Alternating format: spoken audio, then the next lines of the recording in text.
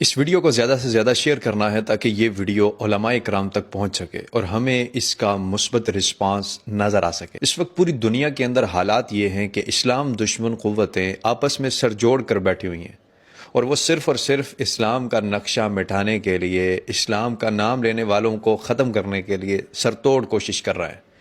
ہاں، یقیناً ہم یہ جانتے ہیں کہ اسلام کو کوئی ختم نہیں کر سکتا، مگر ضروری نہیں ہوتا کہ کسی کو قتل کر کے کسی چیز کو ختم کیا جائے۔ اس وقت ہمارے نظریات پر جو حملہ آور لوگ ہیں وہ اتنی چالاکی سے حملہ کر رہے ہیں کہ بظاہر دیکھنے میں یوں نظر آتا ہے کہ یہ ہمارا اپنا ہے، مگر ہم نہیں جانتے کہ وہ کس کے ہاتھوں میں کھل رہا ہے۔ یقیناً اس وقت 57 اسلامی ممالک ہیں، مگر جو پاکستان کے علماء ہیں، پاکستان کے اندر رہنے والے مسلمان ہیں، ان کی للکار، ان کی آواز اس وقت پوری دنیا پر بھاری ہے، یہ ہم سب جانتے ہیں۔ آخر ہمیں اب تک یہ سب کچھ کیوں سمجھ نہیں آ رہا؟ کیا ہو رہا ہے ہمارے ساتھ؟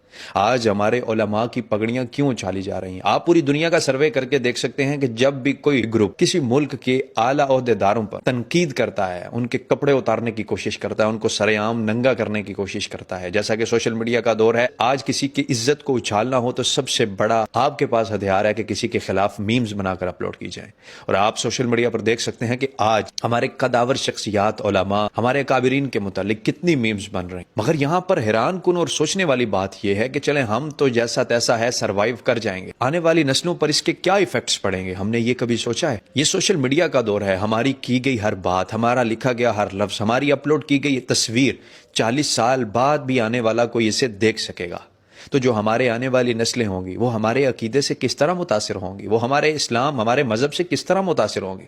آج ہمیں یہ سوچنا چاہیے کہ پاکستان، اسلامی جمہوریہ پاکستان میں رہنے والے افراد جب ویسٹرن کنٹریز میں ہجرت کرتے ہیں، مائیگریٹ ہوتے ہیں، تو وہ جب ویسٹرن کنٹریز میں مائیگریٹ ہوتی ہیں تو وہ اپنے مذہب سے کسی اور مذہب میں منتقل ہونے کو کوئی اتنی بڑی بات سمجھتے ہی نہیں ہیں۔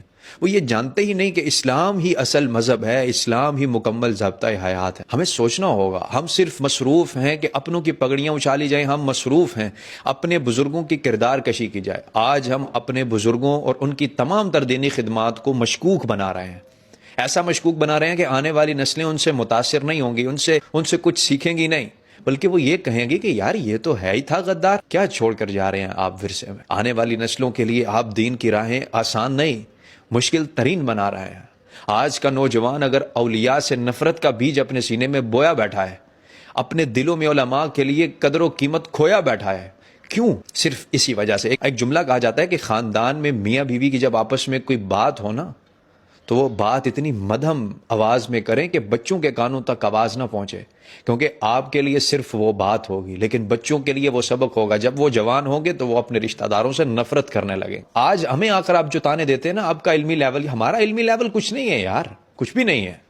آپ بہت بڑے ہیں ہم سے، آپ کے قد بہت بڑے ہیں، آپ کا رتبہ عہدہ بہت بڑا ہے ہم سے، لیکن ہم آپ سے یہ گزارش کرنا چاہتے ہیں، دین کی اصل کی طرف ہمیں نوجوانوں کو لانا ہے، نہ کہ اصل سے منہ موڑنا ہے۔ آج کا نوجوان ایمان سے ہاتھ دھو رہا ہے، آج کا نوجوان اپنی زبان پر ایسے ایسے جملے لے کر آ رہا ہے کہ جس سے معاذ اللہ ایمان خطرے میں پڑ جاتا ہے، اور کئی ایسے جملے بول جاتے ہیں کہ وہ ایمان سے خارج ہو جاتے ہیں، دائرہ اسلام سے نکل جاتے ہیں۔ مگر ہم صرف اور صرف ایک دوسرے کو مارنے، ایک دوسرے کو گرانے، خود کے اپنے نام کے ساتھ القابات بڑھانے کی سرتوڑ کوشش کر رہے ہیں۔ یاد رکھیے گا، تاریخ ان کو یاد نہیں رکھتی جن کا نام بہت بڑا ہوتا ہے، تاریخ ان کو یاد رکھتی ہے جن کا کردار بہت بڑا ہوتا ہے۔ یاد رکھیے گا، تاریخ کے سنہری باب میں صرف انہی کا نام لکھا جاتا ہے جن کا نام شارٹ ہو مگر کام آلہ ہو۔ آج ہمارا کام کوئی نہیں ہے۔ آج اگر مرزا انجینئر جیسے لوگ اگر ہمارے نوجوانوں کے دماغوں کو ورگلائیں تو ہمارے علماء کو سوچنا چاہیے کیا کر رہے ہیں ہم؟ بزرگوں کی پگڑیاں اچھالنے سے کون دائرہ اسلام میں آئے گا؟ بزرگوں کے دینی معاملات کو، دینی خدمات کو مشکوک بنانے سے کون آپ کے ساتھ محبت کرے گا؟ کون آپ کے ساتھ رشتہ جوڑے گا؟ 10، 20، 50، 100، 150 افراد آپ کے ساتھ مل سکتے ہیں، باقی کے کہاں جائیں گے؟ مگر جو آنے والی نسلیں ہوں گی وہ آپ سے محبت نہیں، نفرت کریں گی، اور صرف آپ سے نہیں، آپ کے نظریے سے بھی، آپ کے مذہب سے بھی۔ میں آپ سے یہ گزارش کرنا چاہتا ہوں، منبر و محراب کے اصل تقاضوں کو جانیے اور وہ بیان کیجیے جس سے لوگ راہ راست پر آئیں، نہ کہ بھٹکے۔ اور میری اس گزارش کو مؤدبانہ گزارش سمجھیے گا۔ میں صحیح العقیدہ علماء کا خادم ہوں اور مجھے ان کے قدموں میں بیٹھنا اچھا لگتا ہے، اور میں امید کروں گا میری ان گزارشات پر آپ ضرور نظر ثانی فرمائیں۔